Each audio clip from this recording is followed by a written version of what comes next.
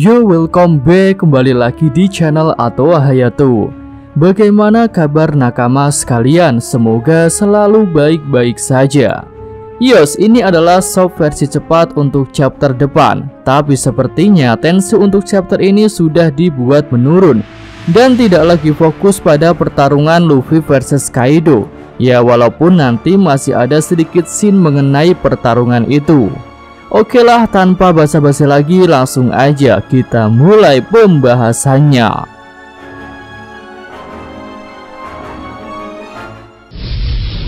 Judul chapternya adalah Raizo, dan dari judul ini sudah terlihat bahwa Raizo yang akan memiliki peran besar pada chapter ini.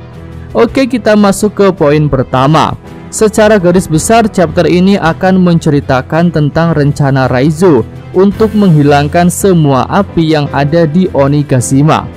Nah, mengenai api ini sempat Mimin singgung pada video prediksi yang lalu, di mana Mimin katakan jika Luffy yang sedang bertarung tidak memikirkan masalah api yang sudah semakin meluas.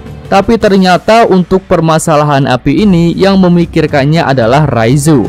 Nah, tentu kita masih ingat jika Raizo punya kemampuan untuk menyimpan api ke dalam gulungan ninjanya. Hal itu pernah dia tunjukkan ketika menangkap Borobreed Kaido, lalu mengembalikannya kepada naga itu. Kemudian ketika diselamatkan oleh Jinbe dari kobaran api, Raizo juga mengatakan bahwa persiapannya sudah selesai. Nah, tampaknya Raizo memang sudah punya suatu rencana khusus untuk mengatasi permasalahan api di Onigashima ini. Oke, lanjut ke poin nomor 2. Raizo berencana membuang api itu keluar dari Onigashima, dan untuk menjalankan rencana itu Raizo membutuhkan bantuan dari seseorang. Jadi jika rencana Raizo memang mau menyimpan api itu ke dalam gulungan, maka Raizo butuh orang lain untuk membuang gulungan itu keluar Onigashima. Dan orang yang bisa melakukan hal itu menurut Mimin adalah naga Momonosuke. Karena kan Momo bisa leluasa berjalan di udara dan bisa membuang gulungan berisi api itu keluar Onigashima.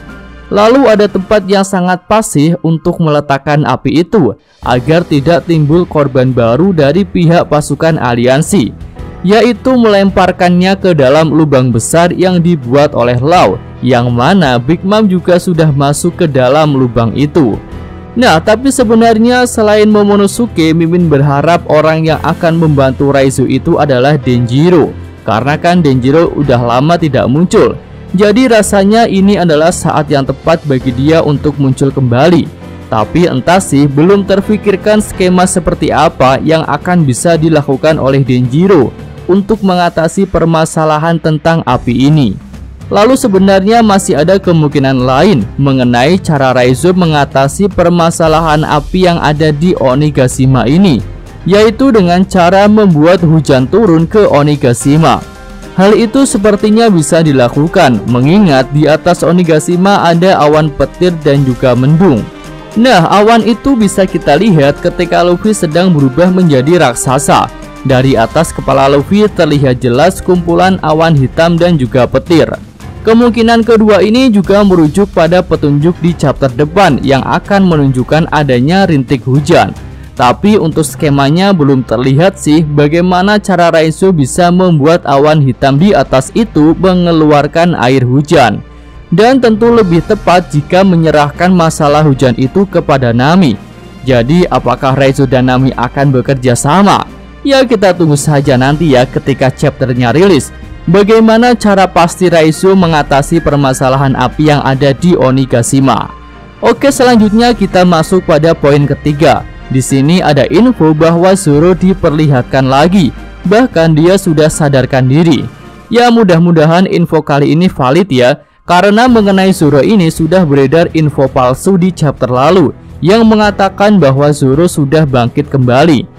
Jika melihat luka-luka yang dialami oleh Zoro dan efek samping obat Sukuming, seharusnya Zoro belum bisa bangkit.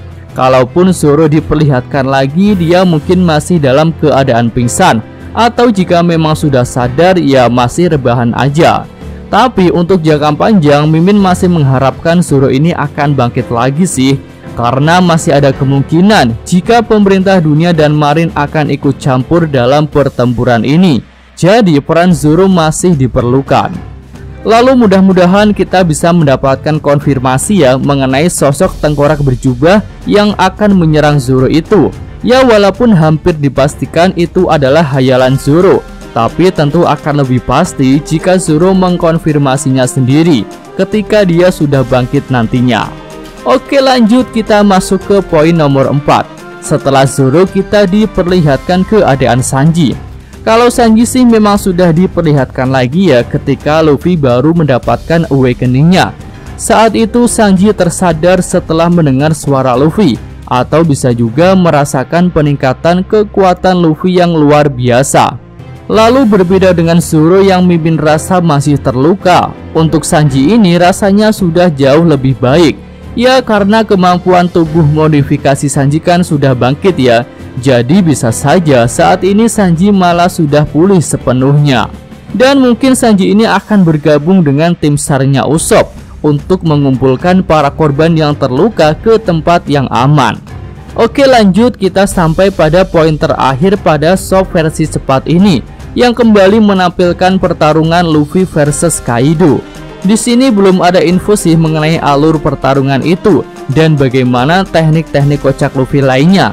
Tapi mengingat di chapter lalu Kaido sudah dihajar habis-habisan dan teknik-teknik kocak Luffy juga sudah bermunculan, rasanya tinggal dua hal saja yang mungkin akan terjadi pada lanjutan pertarungan di atap Onigashima itu. Yaitu pertama, Kaido akan benar-benar kalah, atau kedua, Kaido akan mulai memahami cara kerja Gear 5 Luffy. Dan bisa saja Kaido akan memberikan perlawanan yang berarti. Oke, kita tunggu aja hal apa yang akan muncul, atau mungkin malah akan muncul hal lain yang sangat mengejutkan. Ya, mari kita nantikan. Ya, itu aja shop versi cepat untuk chapter kali ini ya. Memang masih sangat sedikit sekali info yang muncul, dan mudah-mudahan untuk full shopnya nanti sudah ada ringkasan lengkapnya. Oh iya, hampir lupa guys, untuk minggu depan libur ya. Yos, mimin atau hayato, terima kasih. Ya, sampai di sini aja video kali ini. Semoga nakama sekalian menyukainya. Terima kasih sudah menonton ya. Jangan lupa kasih like-nya dan subscribe channel Atwa Hayato. Yo!